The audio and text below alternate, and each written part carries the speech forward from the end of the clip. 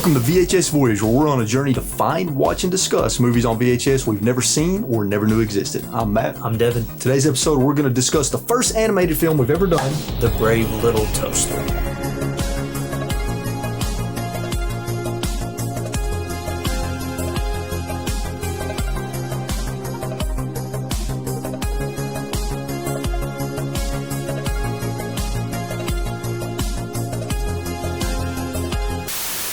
All right, so just like last week's episode with Brazil, where it was just like last week with Brazil, where it was a movie one of us have seen where the other hasn't, I've seen The Brave Little Toaster many times when I was younger. Before we start talking about the story and talking about the movie, Devin, hit us with some facts and information. I hope you found some interesting stuff about this one. So this is directed by Jerry Reese, something like that. I'm not going to talk about a lot of the cast because a lot of the voice actors weren't super popular. They didn't do a whole lot else. Like they didn't even have pictures on IMDb. John Lovitz plays the radio. Deanna Oliver is the toaster. Phil Hartman is the air conditioning. Oh, he was air conditioner. So, well, that's going to get right into my first point because we're watching this movie, man, and it gets to the air conditioning, and I'm like, is Jack Nicholson in this movie?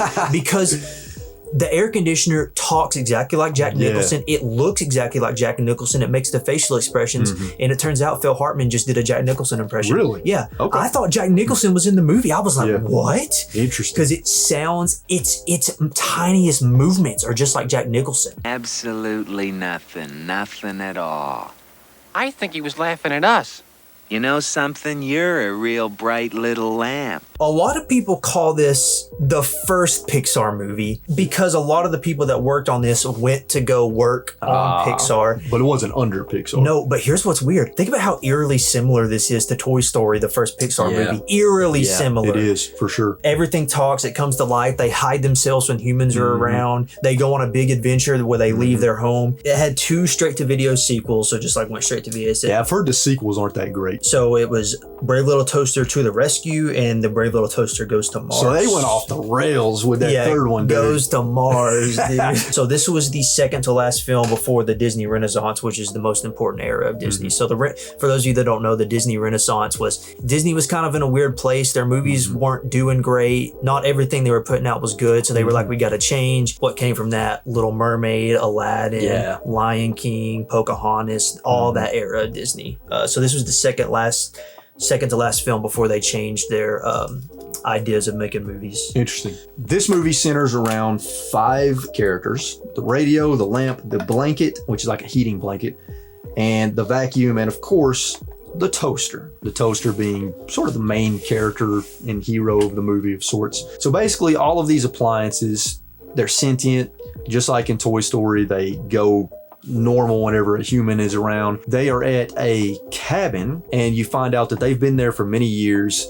They miss their master, who is a young boy. At least in their mind, he's a young boy because they haven't seen him in so long. And so they just kind of keep the place clean while they wait on their master's eventual return, to the point to where every time they hear a vehicle, they have to go up to the attic to look through the window off in the distance to see if that car is their master coming back home. And obviously when it's not, they get very deflated and upset. They see somebody come and they think it's their master. They get very excited, but it's a person that's posting a for sale sign. They're going to be selling the place. Let's go off on a journey. Let's find our master. Let's go find our master so we can be reunited with him. I like the characters of the appliances a lot. Like they're each unique. They have different personality quirks. Their voice acting is a lot different from each other. I like the vacuum.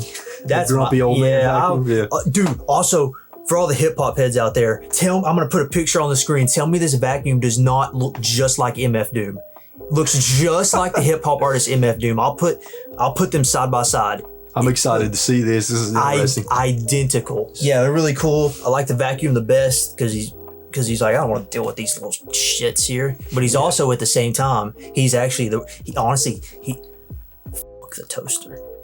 Dude, what? The vacuum is the real hero of this movie. Yeah. He's always saving everyone and bailing everyone out. And he gets no credit. Yeah. Yeah, he doesn't. You're right. He's Chris Bosh.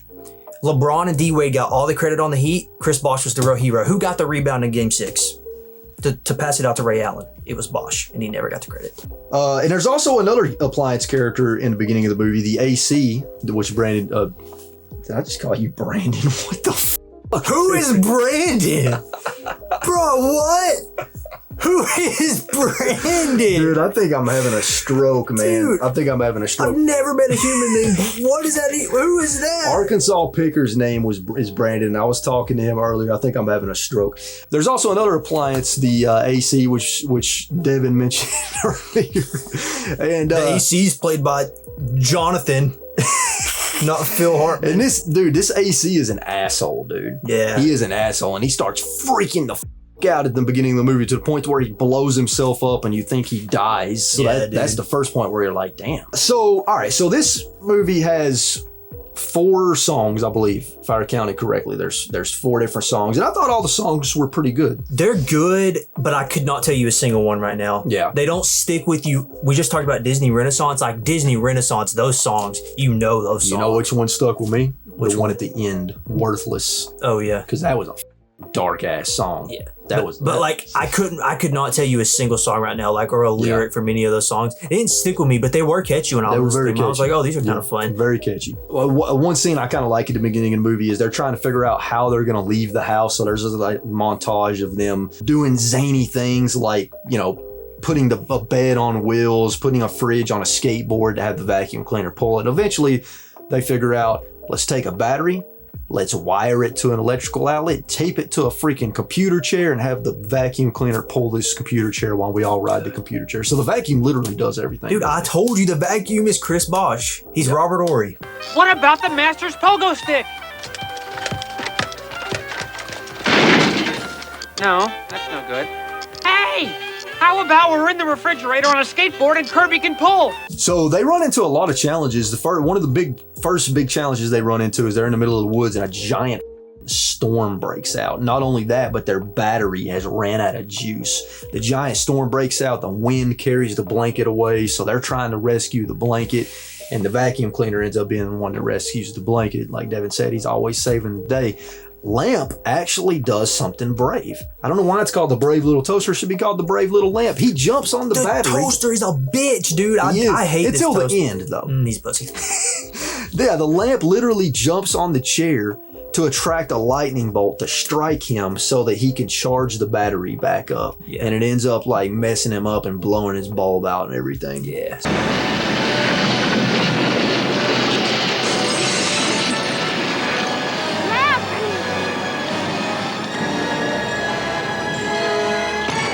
The toaster that does nothing. The toaster that does nothing. He does something. Wow, he throws himself in a gear.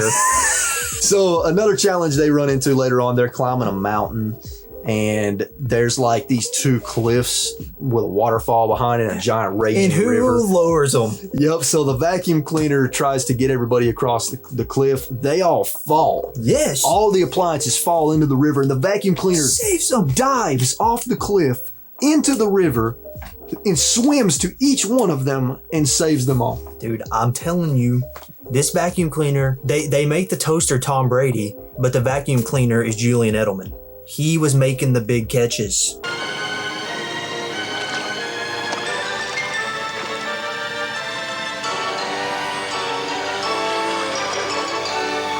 Damn thee, thou cursed whale! Fall into like this mud pit, or the vacuum cleaner falls into this mud pit that's almost like quicksand but mud instead, and everybody's like sinking. Yeah, and who saves them? Not the toaster, the radio. He tries. But he's exactly. The toaster radio's doesn't the- even try. Yeah, the radio's the last one. Yeah. And he sticks his antenna up, and then some man shows up and pulls them all out of the mud, throws them into the back of his truck, and drives off to the city. And this man, turns out, owns an appliance store where he sells people parts for appliances. Again, super similar to Toy Story. Yeah. He's like Sid. They're in this appliance shop, and they're pretty happy because they think, we just got rescued. We're one step closer to finding Master. But then there's all these other creepy ass appliances. They sing a creepy ass Again, song. similar to Toy Story, because Exactly. Sid had all the creepy ass like man-made toys, like the Yeah. baby that was on the spider legs and all that. And all these appliances were Yeah. like cobbled together Yep. by parts. Yep.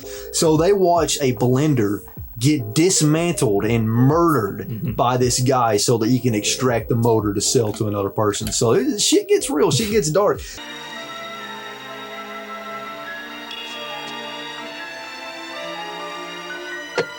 So they eventually make it to their master's apartment. He's not home. There's all these new appliances in there, and these new appliances, they overhear the master because he's actually going back to the cabin to get his old appliances back so he can take them to college with him. So if they had just stayed at the damn cabin a little bit longer, dude.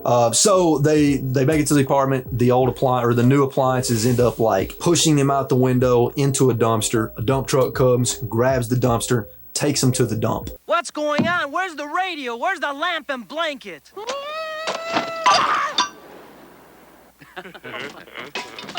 Eventually, master shows up. He finds his appliances. He ends up on the conveyor belt, stuck under some stuff, fixing to get crushed. And then brave little toaster throws himself into a gear. Again, Toy Story 3, they're all going to die together. And in this, they're all going towards the thing to die together. And they're like, at least we have each other. And just like in Toy Story 3, they're like, we've got each other. Yeah. And then the toaster finally does something. He throws himself in a gear. He finally does something. You're right. Throughout the whole movie. Is the movie called The Brave Little... It should be called The Brave Group of Appliances. Yeah, because that's the only thing he really does in the whole movie that was brave. There was nothing else. Than the toaster. The vacuum is Manu Ginobili. The toaster is Tim Duncan and everyone, and like Tony Parker, but the vacuum is Manu Ginobili. He was the one f***ing up people. Can you see the confusion in my face right now? They'll get it. They'll get it. It's special to me because I watched it a lot when I was a kid and I always enjoyed it. Actually, I texted Grandma Matt. Mm-hmm. She did say you cried during this movie when you were a little kid. Yeah, I probably did. Do you want to know something funny? The text said, yes, that dork cried. She said, yeah, that dork cried. I love The Brave Little Toaster. It's been a movie that's, been with. I haven't watched it in probably over a decade, maybe even 15 years. Dude, you were a grown man 15 years ago. Nah, dude, I would have been 19. That's an adult. Yeah. Damn, bro, you cried at 19 with a Brave Little Toaster, dude. Well, that's it for today's episode of VHS Voyage on The Brave Little Toaster. I'm Matt. I'm Devin. And we'll catch you guys next week when we watch Evil Alien Conquerors again.